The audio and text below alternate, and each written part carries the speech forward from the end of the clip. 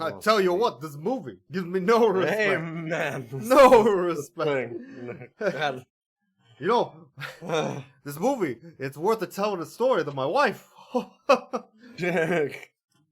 You know, I went to the movie theater today, and I'm only 8 years old, and I see this movie. And you know, I'm sitting there and I'm thinking, I'm just a kid. I'm just trying to watch a fun movie with some dogs, but this movie ain't giving me no respect. This movie, it was rated by critics. They gave it an 8 out of 10. The other 2 left the theater. The other 8 were locked in. That's why the 8 out of 10. That's the whole... Is this anything? Is this... You're recording this, right? We should have been recording this. I hope you're recording this. Yeah, I got that. Okay. Well, I don't want to do it again. Fucking bullshit pile of crap. How's it going, everybody? Welcome to the podcast. Dogs, they're coming. They're coming your way. They'll be here soon. Hey, they're the dog people, aren't they? Las Vegas is the place for me. He's Rover Dangerfield. Hey, gang, how you doing? He's a big city hound on his way out of town. Oh, pardon me. I mean, I'm new in town. Way out of town. I'm on a farm. I think I'll change my name to Jethro. What a vocabulary. He's hot on the trail of fun. Get away from those chickens. Look, we're buddies. And adventure. Who do you think you're dealing with? Little Red Riding Hood? And he's about to discover Hey, who's she? a farm is the perfect place for love to grow. He's man's best friend. Fetch, boy, fetch! You want it? You go get it. He's Rover Dangerfield, the dog who gets no respect. No respect at all.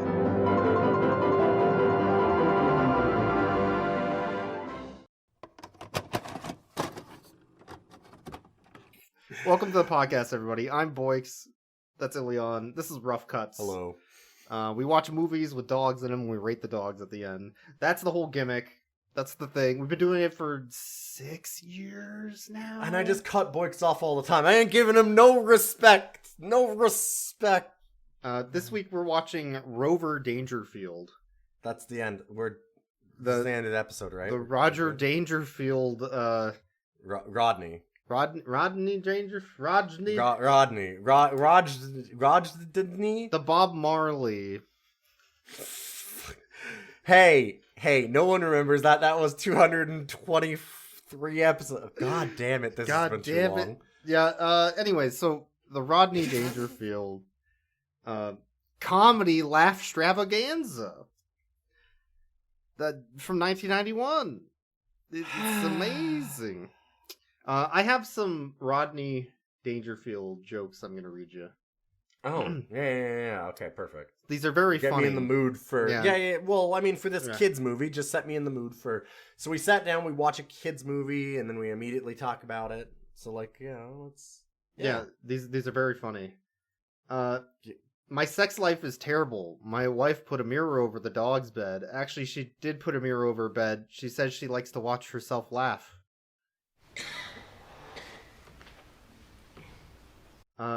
That's a really long-winded joke. I don't... my wife... It winded Rodney because he's... always... Jesus, crap.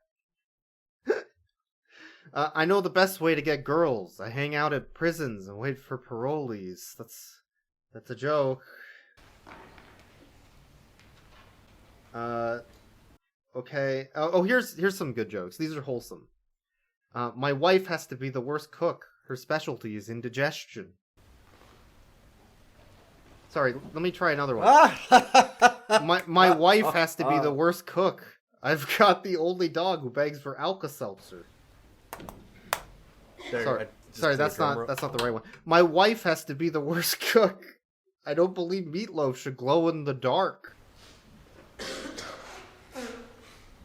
My wife has to be the worst cook. In my house, we pray after we eat. He wrote 4 of the same fucking joke. Okay, so Rodney Dangerfield's So jokes this is Rodney Dangerfield. are just all my wife. I'm ugly. I'm fat. I hang myself. I'm depressed. I'm depressed.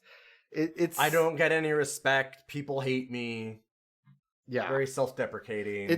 It's nothing but self-deprecating, and I hate my wife. Yeah, I was gonna say the only thing that he hates more than himself is his wife, which is. And my wife is constantly cheating on me. Oh, I swear. Oh, can't trust my wife because she's fucking everyone. I'm like, okay, that's a hell of a thing to go into as your act. Funny thing is that in this movie, like his whole shtick, like you said, is being the schlub down on his luck. Oh, his wife's cheating on him. Nobody likes him. And in this, he like has a whole harem of dogs after him, and he's just like this and showgirls. Yeah. No, everybody loves Rodney Dangerfield. Like, he's a great guy. I can't wait to hear his funny joke with a laugh track and rim shot. They had an in-universe laugh track to let you know when to laugh, because he always did it in front of an audience of willing people that were like, oh yeah, that's the best, and just literally, like you said, an actual rim shot for a bunch of his jokes. It was only in the beginning, only the opening. They like dropped the whole laugh track rim shot thing pretty quickly. I don't know why. I guess well, because they're not in Vegas anymore, so they can't keep doing it. No, they can keep doing it in universe. I get they could, but they figured that no one would believe it anymore. No, my dog, it's a stand-up comedian. You think he'd be getting a bone, but all he gets is tomatoes. Ha cha cha cha cha. Like, that's a joke I just made. I made that joke. Mine's funnier than his jokes. That's pretty much funnier than anything in this film. This is a weird movie. Because it is very broadly supposed to be a children's film, is kind of how it's set up. I remember seeing, like, I never watched this as a kid. You didn't either. I caught it on TV twice. Little bits? Okay. I remember I watched it all the way through the first time it was on TV, because it was on Cartoon Network, the channel for children's shows. For children. Cartoons. Yes. Cartoons are for children, because they're Cartoons very kiddie. Obviously. Yeah. That's why they showed Fritz the Cat every day at 3 p.m. Good old matinee Fritz the Cat. That and Barbarella, I think. Yeah, heavy metal was really good. Heavy metal? Yeah, kids love heavy metal. I mean, I loved heavy metal. Anyway, so Rover Dangerfield made it over there, also because it has a G rating, which is a big problem. Although I don't think it being an R rating would help. It would be better, though. I think it would help. Like, I don't think that it would make it good, but it would give it focus. Because the idea of this was...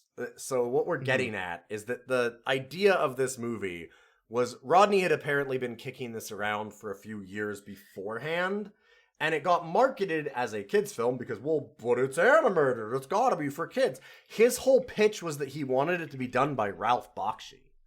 That would make sense. Yeah. He wanted this to be an R-rated, like... Because that makes sense for his humor, as much as I am not a fan of it, and you're not a fan of it either, but, like, the idea of him being this down-on-your-luck schlub that's making suicide jokes, and stuff, like, at least that... But that at least fits that film, whereas they were like, yeah, okay, we'll make it. And he goes, okay, so my R-rated movie, and they go, no, G. Oh, goes, no. Wait, what? What? And they go, yeah, G. So they tone his stuff down, but then there's nothing. It's nothing, yeah. Then the problem is then you very quickly go like, well, wait, we were going to do things like all of your vulgar, like, I beat my wife, she's cheating on me, I'm a loser schlub who wants to die kind of shtick, and then they go, oh, I'm so ugly, I'm a real piece of shit. I mean... Wait, no, but that comedy does work in a very specific situation. There's a different comedian that does that well. Like, did you just see that thing where she thinks I give a rat's ass that her baby cried because it knows I used to be a piece of shit?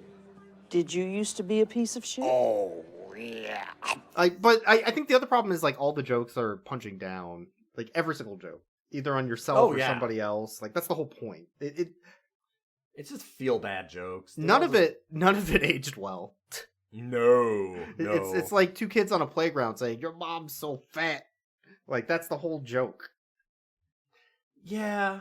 Like it's all mean-spirited Mm-hmm. is what it is. It's very mean-spirited with everything that it does. And like Rodney is made out to be this hero, and oh man, he isn't. We need to get into the movie because it tries to get saccharine and give like a lesson and stuff, and Rodney's just a piece of shit through the whole movie. He sucks so much. Okay, I totally forgot about this. So, because it's a Warner Brothers cartoon, they did custom, like, Warner Brothers Merry Melody shorts before their movies. So they did one for this movie called Blooper Bunny. That was a self-parody of Bugs Bunny's 50th anniversary from the last year. But it was too edgy. And they cut it before the theatrical release. So it's only available online kind of thing. Like, it only leaked afterwards. Where it's called, Blooper Bunny. But mostly, so the funny thing is because it's like, this is too edgy for the Rover Dangerfield movie, the movie where he's begging for his life for 2 minutes on screen. And what it was is that the main reason, supposedly, according to Ford, the executives withheld the short's release due to one of Daffy Duck's lines where he criticizes the studio for not having an original bone in their body. So they made fun of the executives, and that's why they cut it. And also they got mad because it had the sound of a toilet flushing, and that was uncouth. They couldn't do that. That was bad. Anyways, here's a musical about Rodney Dangerfield. Here's a musical about being depressed and a wife beater. Great. Thanks, Rodney. Yeah. Fuck. They literally cut it out for being too edgy because supposedly that it was too critical of the studio itself. And it only got rediscovered a lot later. It was it received a television premiere in 1997. Weird. All right. That's why I have to mention this to you because I can't believe they cut something for being too edgy at the beginning of this movie.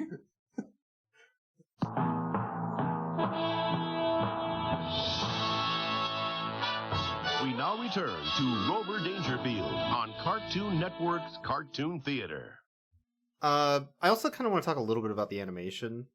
Yes, absolutely. If we're talking about the movie. So the animation style is very, I don't know, clashing, I'll say. Mm-hmm. All the human characters feel like they're out of what did I say? Iron Giant type of movie. They kind of have the style, like, facially especially. I really agreed with that. Yeah. One other thing with that side of things, too, though, I do feel like it's got a bit of Bakshi in there. A little bit, yeah. And then also, especially more... So, like, the faces are very Iron Giant in a way to me. But then they get into, like, more of, like, the animation and the full body type stuff, and that felt a little more Bakshi as far as I was concerned. And... Again, for the adult side of it, a lot of it is in Vegas, so it's a lot of TNA of showgirls. There's a lot of TNA. TNA, like... And then there's a lot of jokes about, hey, I'm looking at shows I shouldn't see because they got boobs, you know? Why, I can even see shows that I shouldn't see. Yeah, like, he does this musical... God, this is a musical! That's another thing! This is a musical! With Rodney Dangerfield. If you know who Rodney Dangerfield is at all, you'll immediately go, wait, but he sings? And it's like... Wait, but he can't sing. No. I mean, yes, but no. No, it's fine. He wrote a lot of the original music for the movies, so... And performed it. So there's that. Also, the animation studio. So this had, I think, 4 production studios and 5 directors or something ridiculous. It was a huge production, and I can honestly tell where all the hands. There were too many cooks in the kitchen. Yes. But the main animation studio, I think, was Hyperion Animation Productions, which you might know from the Brave Little Toaster. Okay, yeah, that makes sense. So that explains some of the animation. And also Bebe's Kids was the other. So in the middle between Bebe's Kids and the Brave Little Toaster is Rover Dangerfield. Rover Dangerfield. Huh. And it's just like this spiral downward as they go on. It's funny because I think that like we're making the animation sound bad, but I don't think it's terrible. It's just disjointed. It's disjointed, because, yeah. Like you were saying, like how you were talking about the human characters being very Iron Giant-y and stuff. The actual animals and the farm and stuff kind of feel a little more Disney or whatever, like the more traditional. I'd say like what are those movies? Like those off-brand movies like Rockadoodle or something like. Wow! You haven't heard of Rockadoodle? Oh God! I hate calling Don Bluth off-brand Disney. Well, it looks like a Don Bluth off-brand. It does look. Film. It looks like an off-brand Bluth. I would say that. I think that's more what I mean. Yeah, sure. But it's not like, I wouldn't say that it's garbage. Like there's not a lot of problems with production quality, if that makes sense. It's largely competent because the studios they got were largely competent. That's not really the biggest problem. The biggest problem is the writing and tone and acting. Correct. Yes. Yeah. Which, as far as I've been told, is not a big deal in movies. So, sure, movies are just visuals. That's all that matters. It's just funny pictures on the screen for your child to shut up for an hour and 10 minutes. I mean, if you want everyone to just shut up for an hour and 10 minutes, this is the movie to do it, because I wanted to fall asleep immediately. I'm trying to imagine. So I did watch this on Cartoon Network. I'm trying to imagine like a Toonami promo. For Rover Dangerfield. What would you cut for a promo? It's like right after Dragon Ball Z, and Tom comes on. That's right, and after this, we're watching because they used to do the same thing with like the Daft Punk movie, the animated movie for that, and Tom would come on and be like, "That's right, and after this, we're gonna have the hypest shit ever with Daft Punk's new movie." Like they do the same thing with, and we're gonna have Rover Dangerfield coming on right after DBZ. Like, hey kids, do you like to beat your wife? Like, let's get some Rodney Dangerfield in here. These are good jokes. You want to see a movie about a dog that gets thrown off a Hoover Dam in a bag, almost drowned, and then shot by a farmer? We got that. Shaggy's getting shaggier, and he's racing for his life in a real monster rally. Then Rover's got plenty of luck, and it's all bad. It's a Cartoon Theater double feature, Scooby-Doo and the Reluctant Werewolf and Rover Dangerfield, next Saturday at 7 on Cartoon Network. Oh yeah, so anyway, Rover Dangerfield so fucking depressing. Starts out with him being a, like, hustler in Vegas kind of thing, and he's a dog for a showgirl. And she's involved with a guy named Rocky, who is the most villainous villain to ever villain. It's incredible. He is like sunken eyes, all dressed all in black, and like smoking a cigarette. Just, he's very much a 2-bit like mafia criminal. Your joke, you kind of nailed it, as he's the Ariel Needs Legs prince. Yeah, he's the Neil Cicerega Prince Eric. Ooh, 7 vaginas, though. Ooh. Oh my god, I can't not fuck him. He's playing the Pokemon theme. It's the universe where the Pokemon theme never got liked by any women, so he turned to petty crime.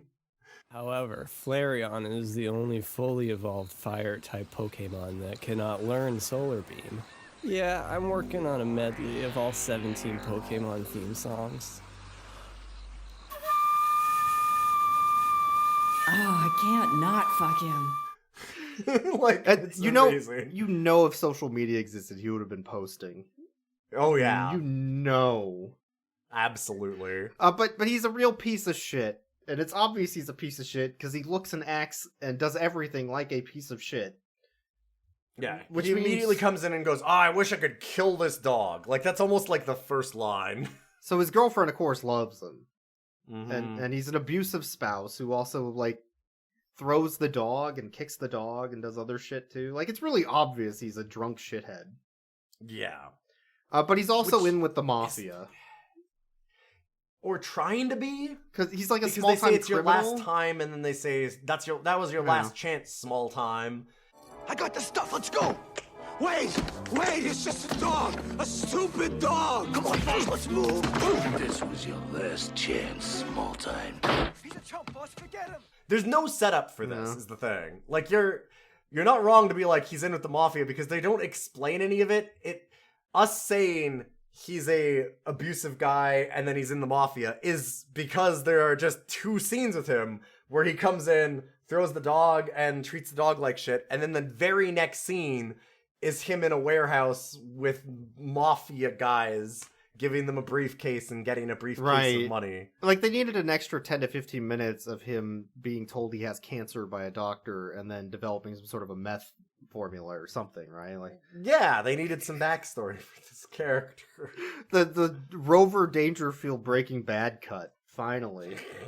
That's what I want. Is Rodney Jesse in this situation? Yeah, like, Rodney's definitely not fucking... I mean, considering how much he gets... Walt. Yeah. Considering how abusive Rocky is to him, I mean, like, that does make sense. Could be a Walt Jesse scenario. He's absolutely Jesse. Fuck. Which is funny, because it fits into his self-deprecation jokes. Do you get it? Anyways... There's no setup for any of these characters at this point. Just for some reason, Rocky is selling jewels and gold and necklaces to the mafia. Is it stolen? I don't know. He just has a briefcase of jewels. How did he get them? I guess it's goods that he stole, but they don't show it or talk about it or do anything with it. He just suddenly is in a warehouse with this, trading it for money. Sure. I guess. So, Rover is spying on him above their underground deal room, and he drops a bone in the room, which scares the mafia away. Because they're so scared. and they're like, oh no, it's a setup. If you do this again, this was your last chance anyway, but if you do it again, we'll kill you, or something. Some shit. Some bullshit. So Rocky's pissed because Rover ruined his... It had to have been drugs in the original cut. It must have, when he was doing the R-rated drugs. version, it had to have been drugs. It had to be and then they changed it to like a treasure chest of gold for some reason. Like, the other thing too with Rocky looks strung out. Like, he looks like he's on some sort of drug. Or like meth or coke or something. Or off of some kind of drug, but needs to be on it. Like, his eyes and stuff are so sunken. Like, you have no idea. This man does not look well. Mm-hmm. But the owner, who I think is Connie is the owner, decides to go on vacation for 2 weeks with her girls because she's doing hot girl shit. It's girl summer. And it's hot girl summer, so she has to do hot girl shit. So she leaves Rover in Rocky's care. And then the first thing Rocky says under his breath, before she even leaves, I can't wait to kill that fucking dog. What'd you say? I can't wait to kill that fucking dog. Oh, okay, have a good time. I'll only be gone 2 weeks. And don't worry, Rocky will take care of you. Rocky? Yeah, I'll take care of him. Yeah, like okay. Oh, that Rocky always was a kidder. Like, he's so funny. And so then the very funny Rocky man, grabs the dog, puts him in a sack, and throws him off Hoover Dam and into the water to drown. And there's an extended scene of the dog falling into the water, definitely drowning. Correct. But then some fishermen fish him up somehow in the bay. At the same time, in a Hoover Dam. At the dam? At the dam, where you go fishing. I don't know if you've ever seen Hoover Dam, but it's a long ways down. Like, it's just a little drop. I played New Vegas. I understand Hoover Dam. Yeah, it's but so I don't know if hell you of a know start. this. You aren't supposed to go close to dams because they pull you inward. No. Yeah, you're not. If that, this is a little grim, but this movie's grim. If you drop a bag of something near Hoover Dam or any active dam, it is going to be sucked towards the dam. That's why you don't swim near dams. Or if you threw it down the other side, Or on the other then side, it's because it's dammed. There's not really there's not like a lake there. It would be like because it's dammed. Yeah, it would be very low. It would be rocks. It would be very high pressure moving water. Yes, be very dead. There wouldn't be a man fishing there.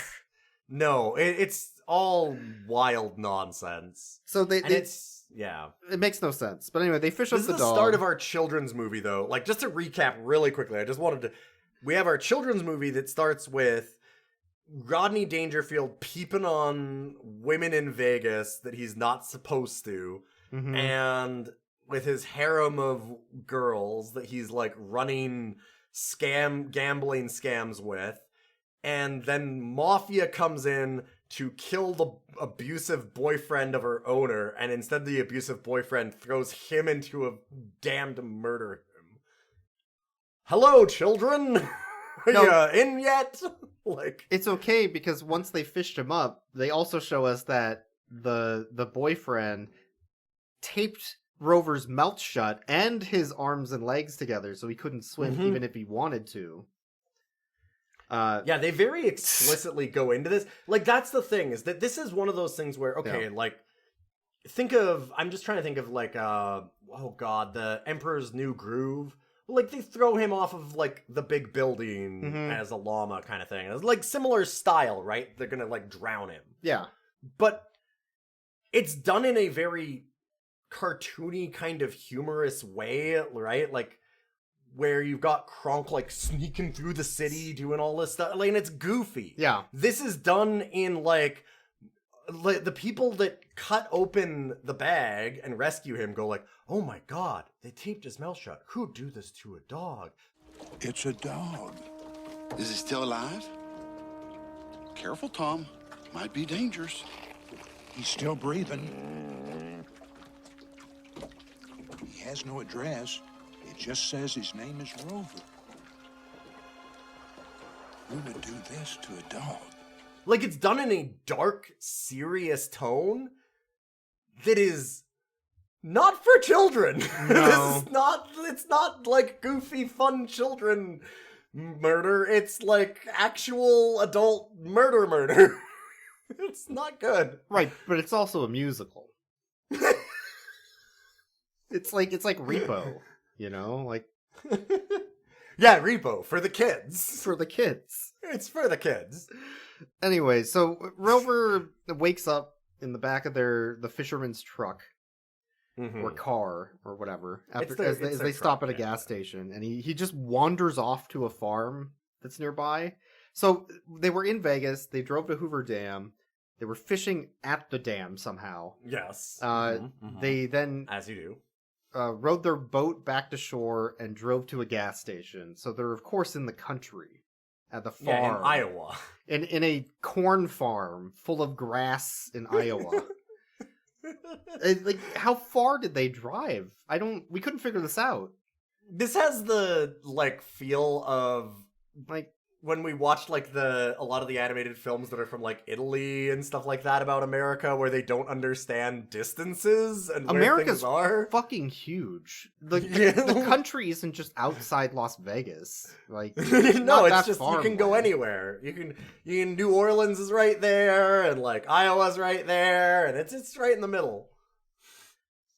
Anyway, so he wanders onto the farm, and he finds a boy who lives at the farm, and the boy's like, wow, a dog. He's named Rover. Can I keep him?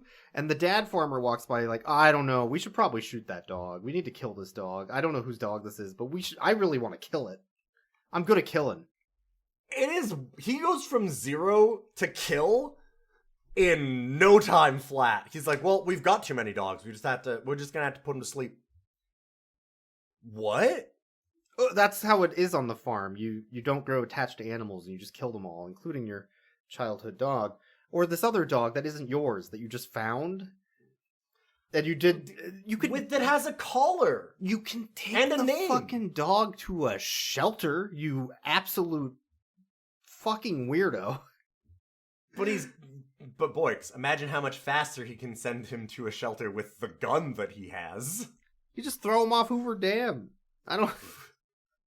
Anyway, so the boy's like, come on, please. Well, okay, you can keep him, but if he fucks up even once, I'm blasting him in the face and I'm gonna make you watch.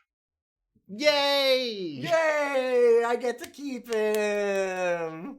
All right, Danny, you can keep him for now. But the first sign of trouble, he's gone. Whoa! Hey, kid, take it easy, will you? I mean, I like you too. The first chance I get, I'm out of here.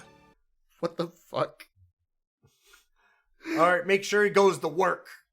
Yeah, anything that's not working is a worthless piece of flesh. That's the story of this, the moral of this fucking movie. That's one of the wildest things about this. This feels like a weird, like, right-wing fever dream nightmare thing of, well, you gotta prove your worth on real work out in the farm, or you deserve to die. Like, that's... I guess. Kind of the feel of it, right? Like... it's fucking weird. The degeneracy of Vegas versus, like, the clean living rural farm where they just murder any animal that's not immediately useful. It's useful. really dangerous on the streets of a big city. You should be somewhere where it's safe, like this farm where we kill dogs. Like, that's the message. Like, what are you fucking talking about? But he just doesn't get along with anything in the farm. But so Rover meets all the animals, the pigs, the chickens, etc. He also is introduced to a bunch of dogs. There's a sheepdog. There's 4 other dogs, which are irrelevant and don't do anything. Yeah. And then eventually... Well, that's not entirely fair. Lem and Clem do lots. Mostly be obnoxious as fuck and never shut up. They're mostly just loud and annoying. Yeah, that's true. There's 2 dogs that, like... They kind of feel like the Fraser brothers.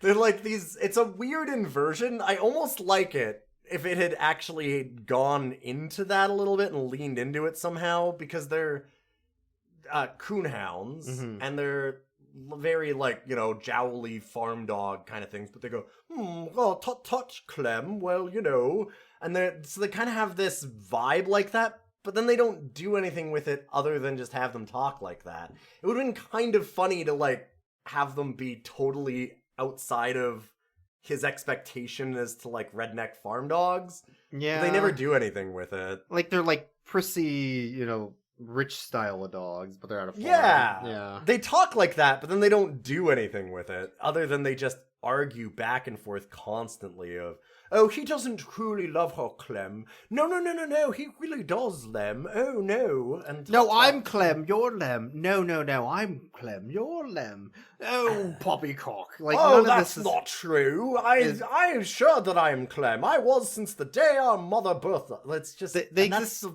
dialogue. They exist to fill dead air. Because the movie's so afraid of being quiet on set. Like, if you're quiet on stage as a stand-up comedian...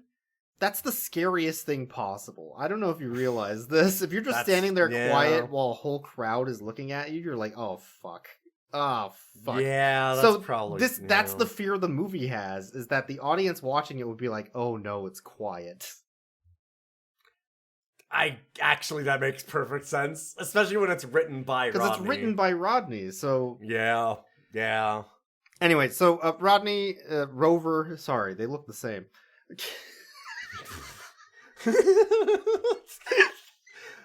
I mean, they do really emphasize that he's a fat piece of shit, I guess. I don't know. Like, that's their whole thing. But so he's doing a bunch of chores around the farm, and he sucks ass at all of them because he's not a farm dog. One of which is herding sheep, which he does military style, because the military's funny, I guess. But he has a line during this scene where he's like, all right, sheep, you're not here with your parents anymore, you're here with me. And I'm your mommy. Your little Bo Peep days are over. Your mommies aren't here to take care of you. From now on, I'm your mommy. And Rodney Dangerfield saying, I'm your mommy? It hits different. Eating good today. I guess, but because he's messing with the sheep, the farmer, of course, shoots at him with his big gun. Because he fucked up. You fucked up. Gotta kill that dog. The son begs him again. He goes, okay, fine, I guess I won't kill him. But, like, every scene is Rodney trying to get better at helping her out on the farm. Mm-hmm. And then the farmer going, that dog's not right. I'm just gonna go and kill him. And then, like, racking the shotgun. And then the son going, like, please, Dad, no! And just, like, that's that over and over for 25 minutes. Just back and forth. No, don't just kill that dog. begging for the life of this dog, which is pretty miserable as a child to watch, I would think. Like, it's not... No, it's okay, because Rover Dangerfield sees a hot, sexy neighbor dog named Daisy, who he can fuck. So suddenly he straightens up and flies right, so he can... Yeah, so he goes over to her, dog. and he starts singing about her being the neighbor dog, the neighbor next door, the one that you fuck in the porn. You know? He literally... I got the dog next door. Yep. So I mean, listen, that song's not that bad. It's just I'm gonna context piss on of Christmas. it. There's a whole song about... Rodney Dangerfield wrote a song about how he won't piss on Christmas trees, which raises a lot of questions about what he will piss on. Well, specifically oaks, for one thing. He'll spray an oak. I guess. That's a line in the song. I'll never do it on a Christmas tree. That's one thing that you'll never see. Oh, you'll just have to trust in me. I'll never do it on a Christmas tree. I'll soak an oak, I'll splash an ash. I'll do it on a peach or cherry. But if I sprinkle on a spruce, Christmas won't be merry. So anyway, Rover is locked in a shed because he wasn't watching the sheep while he was like flirting with his girl dog. Mm. So then he's depressed a lot. You better get used to that, kids. And after that, a racist turkey joins the farm, who's racist against chickens. Right. And I forgot how explicitly they made that. Then Rover makes a bunch of jokes about how they're going to kill and eat her, which she doesn't get, I guess. But all the chickens think it's hilarious. That she's going to die. But don't the chickens die? Don't they get eaten? Are they just... Yeah, but that turkey's going to fucking get it first. I'm guessing that they're egg chickens. Maybe. Which generally don't get eaten. Maybe. There's normally meat chickens and egg chickens on farms, to be fair. But so yeah, I guess that's the joke. I don't know. That does lead into winter for some reason, and then it's Christmas time, and a song about not pissing on Christmas trees. So you can buy the Not Pissing on Christmas Trees holiday song on cassette or CD-ROM. In CD-ROM in 1991, they really believed in this release. In digital Dolby release, so it has good stereo quality sound with nice bass boost. So you can hear how much Rover Dangerfield won't piss on Christmas trees. He refuses to do it. You can play this at all of your Christmas parties. They'll love it. Anyway, you might say, oh, no respect, can't even piss on a Christmas tree in peace. We were talking about this. They're like, oh, he wrote this because he had to for community service, right? Service. Like he got caught pissing in public or something, right? This man was pissing. This man was pissing all over Christmas at one point, and he's just trying to clear his name. Do you think it was like Rockefeller Center? Like he just went. This is the Danny DeVito. We gotta write a song about it. I don't diddle kids. I don't diddle kids. Please don't write a song about that. Don't write it. Just don't write that. Just don't write that song, Rodney. No one needs to know that you did it. You got away with it. Don't write the song. Well, I won't piss on Christmas. I'll piss on any other trees, but not on Christmas. I don't piss on Christmas trees, not on little kids, not on the presents. Why? Why'd you add those lines? Wait. Why is he doing this? Why? What is this about, Rodney? Why are you writing this song? It's like I'm wearing a shirt saying, I thought the shirt saying I don't piss on Christmas trees when I answered the question. Why are you asking? I don't. Why are you asking all these questions about piss and Christmas and... What? Huh? I just don't worry about it. I got the shirt. Writing a song it answers the question. I won't do it. Here's my whole song about it. I'll never do it on a Christmas tree. A Christmas tree is safe from me. Oh, what would Santa think of me if I did it on a Christmas tree? I'll never, never, never, never, never do it on a Christmas tree. Fucking A. Eventually, he wakes up in the middle of the night. He's gotten up and flown straight, and he's doing better. And now he's, helping out on the farm. But a pack of wolves show up in the middle of the night and try to kill the turkey. And Rover happens to be there, also wandering the farm. And the wolves disappear, but right after they killed the turkey. So we get a very funny scene of Rover desecrating the turkey corpse to try and make it look alive to try again. and hide it. I'm questioning if the wolves killed the turkey or if him barreling into it with a football tackle killed the turkey. It could be either way, really. As They presented. don't really make it clear, But he gets blamed for it with the visible broken neck. swinging Yes. broken neck of this turkey for children to look at. So then Get it, kids? It's funny. The farmer's like, I'm sorry, little Timmy, but that was the last straw. I'm gonna go get my gun and we're gonna execute this dog and I'm gonna make you watch. Oh, no, don't, honey. Don't make him watch. All right, I'll do it in the woods then. Are you gonna take him to the animal shelter, Dad? No, son, I'm sorry, but that's it. Tomorrow, I'm just gonna have to take him out and... Dad, no.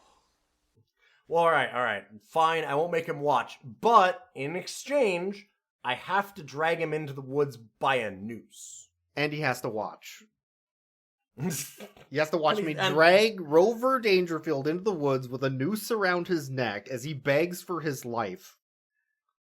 This scene goes on for, 2 minutes? It's long. That doesn't long. sound long, but time out 2 minutes. Like, actually time out 2 minutes. It is excruciating.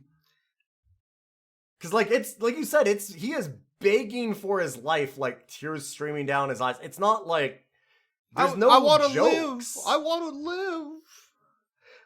It's just brutal. The farmer looks at him, and Rover's sitting there just shaking back to him, knowing the death is coming. This is for kids. It's a musical. And then the wolves come back and attack the farmer, and Rover's like, finally, my chance to leave. But he doesn't. Why?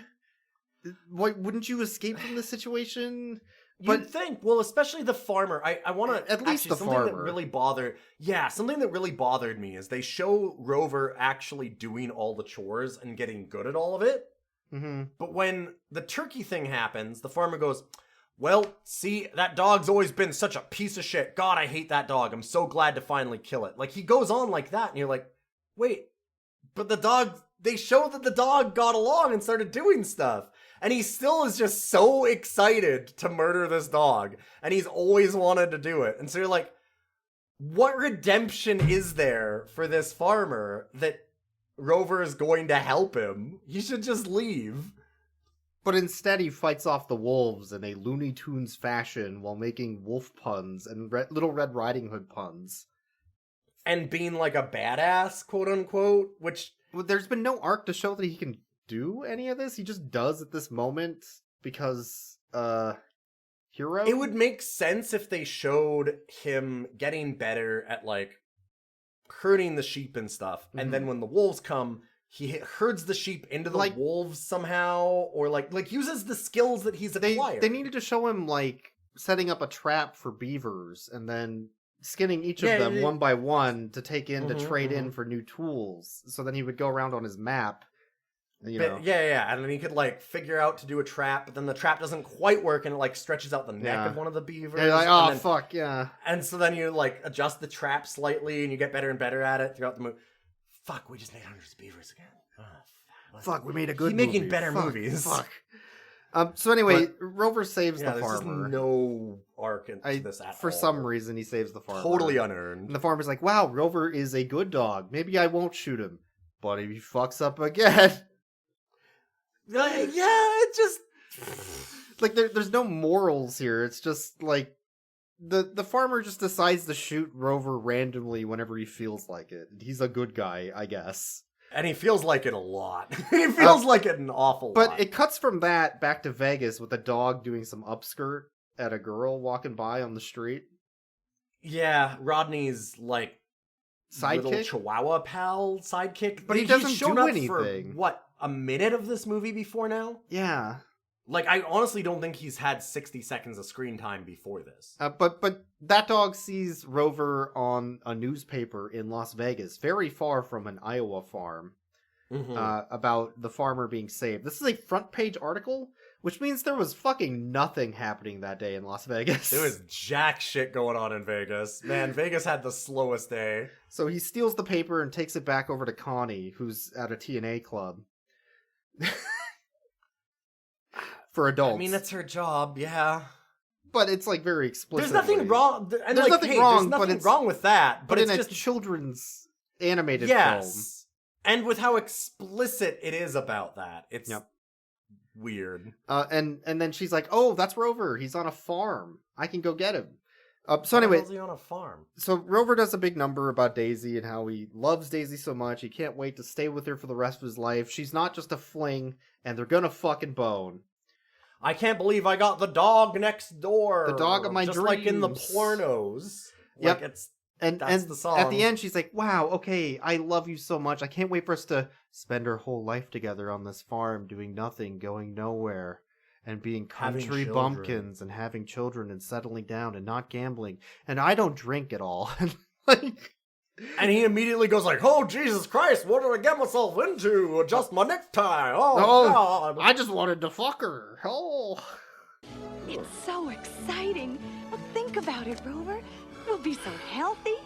Every day we'll get up early. We'll chase crows and herd sheep. We'll work together all day long. We'll never have to go anywhere. We'll spend the rest of our lives right here on this farm." Oh, God, this is awful. She just was hot. That's the only thing I cared about. Our so hero. He immediately becomes a piece of shit and runs away to his old owner. Like, instantly. He gets the call He's and they go, "Oh, well, it turns excited out." visibly in front of her that he wants to leave, and he can't wait to get away from her. He cheers and claps and goes like, and then he goes, "Oh, sorry, yeah, no, I wanted to stay here too. Anyway, bye," and just runs off. Why? He's our hero? So anyway, he goes back to Vegas and he's bragging about all the shit he did at the farm and how much of a hero he is. And to his harem of women in Vegas. To his harem of women and gamblers. His gang of gamblers. And then the little Chihuahua dog's like, "Oh, were there any girls you fucked?"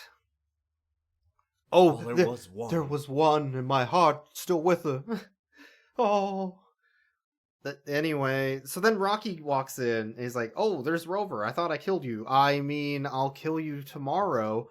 Wink. How's it going, Connie?" This was kind of satisfying because Connie beats the shit out of Rocky. She gives him a real good punch. She socks him right in the face.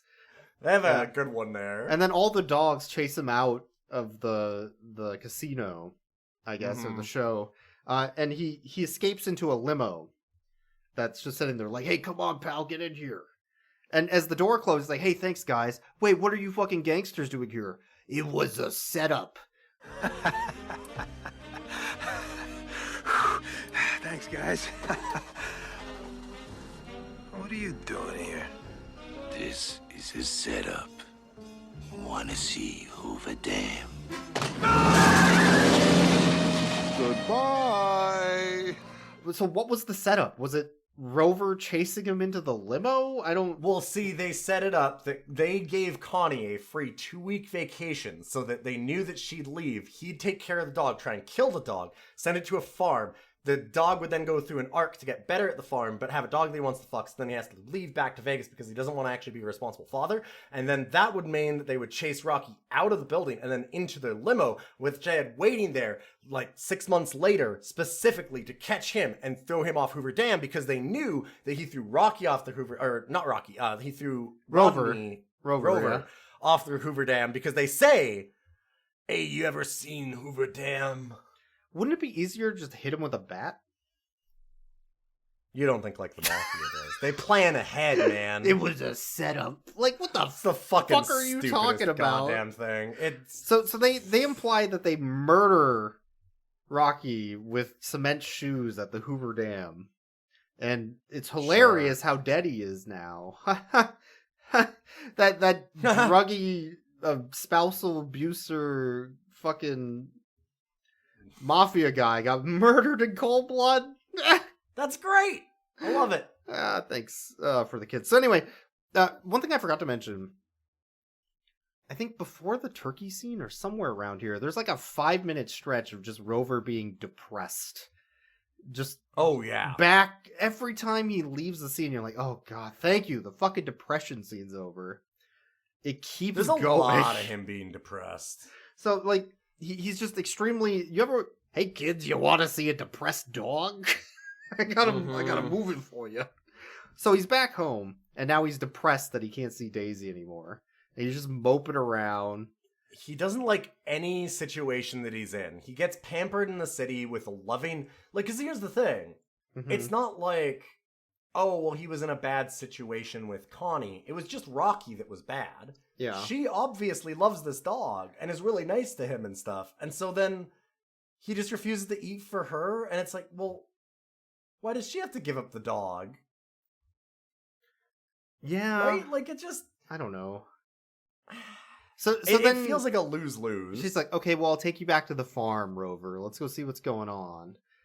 So he goes back to the farm. He runs around. He's like, where's Daisy? Where's the dog next door? Not this farm's dog. And he wanders around. He finds her. And she's like, Daisy, I'm back. I knew I called you a piece of shit, and I hate everything about you and your life and everything you want, your dreams and ambitions. But I realized that maybe I'm the piece of shit. But I realized that I really like having sex with you. Come back to me. That honestly, yes, yeah. That's it. And then she's like, no, you left, I'm sorry. Oh, what if I sing that song about pissing on Christmas trees again that I don't do? Why does everybody keep saying I do that? That was real hot. I guess I can have you back. Oh my god, I can't not fuck him. By the way, when you left all of your children behind because we absolutely fucked before. Yeah, we also fucked off screen. Like, he's a deadbeat dad. They literally have our hero be... She was pregnant. He and left wanted her to settle down with while him. she was pregnant. Yeah. Yes.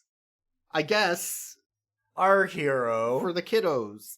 So then there's 5 more fucking little Rover Dangerfield dogs, which are doing stand-up comedian routines as little puppies, and I want to, I don't know, throw them in a bag over the Hoover Dam. She don't give me no respect, my mom. So then he does the one redeeming thing he's done in the whole film, which is teach them how to play Balatro. Balatro's for the kids. One thing much as Nintendo doesn't want. Yeah, you to one know thing that. I know for sure is people love when you teach kids how to gamble, especially poker. They love teaching kids how to gamble. If you can't teach get kids enough of it. What a five flush is? Oh baby. And then at the end, as he's like running after Daisy in a field, he's like, "Hey kids, just so you know, I totally fuck," and then just runs off into the sunset. That's right. This Rover Dangerfield gets a bone, if you know what I'm saying.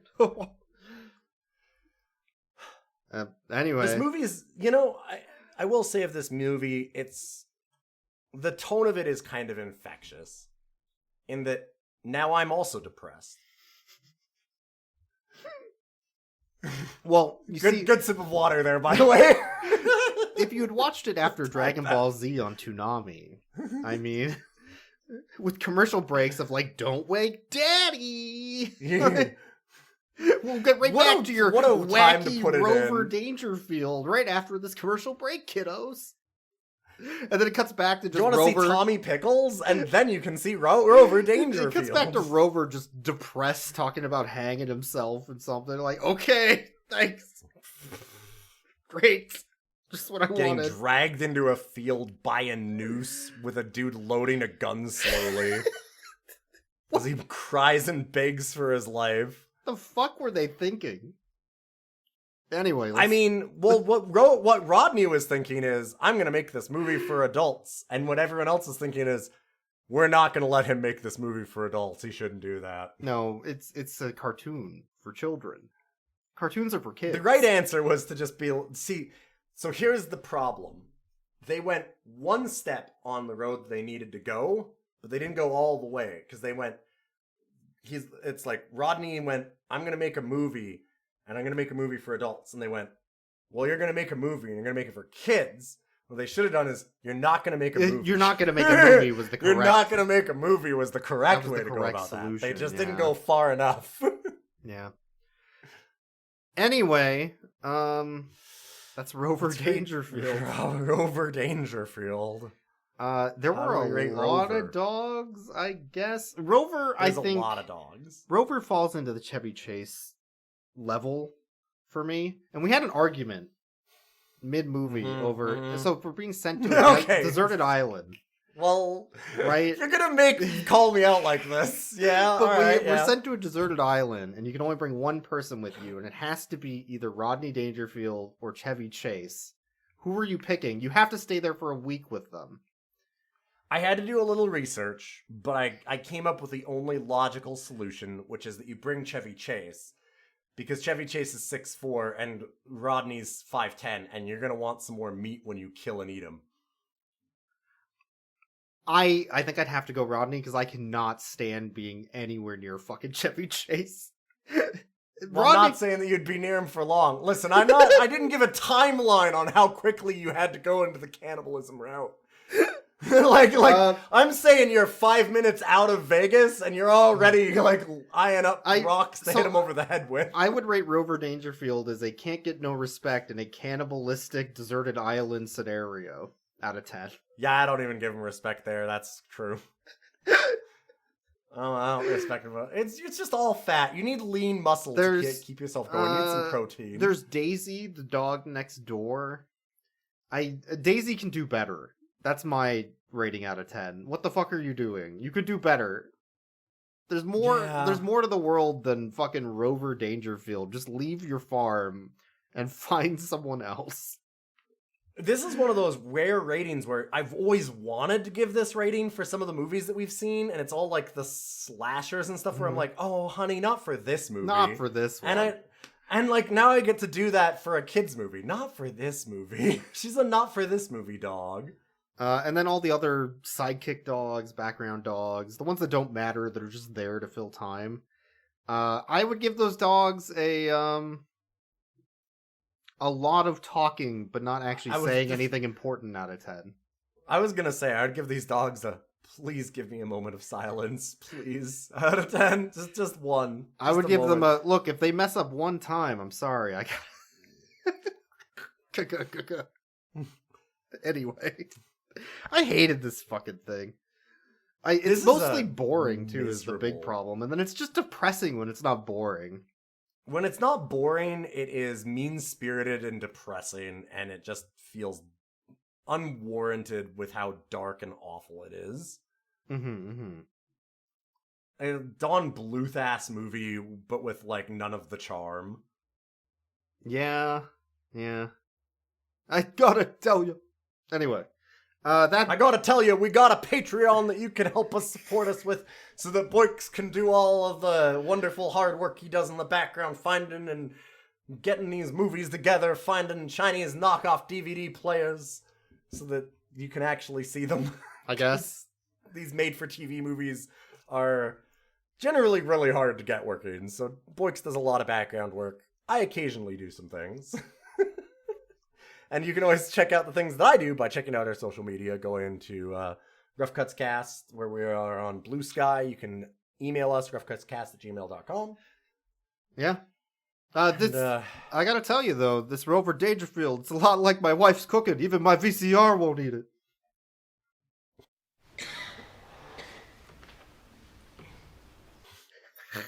God damn, okay, that's... Alright, listen, that was kind of good. That almost works. Fuck. Sorry, everybody, I'm just gonna have to go out back, and Boyks, that was your last one. And, You only get one of those Rodney Dangerfield jokes. I said that you had to stop him. So No! we might be back next week. All right, bye.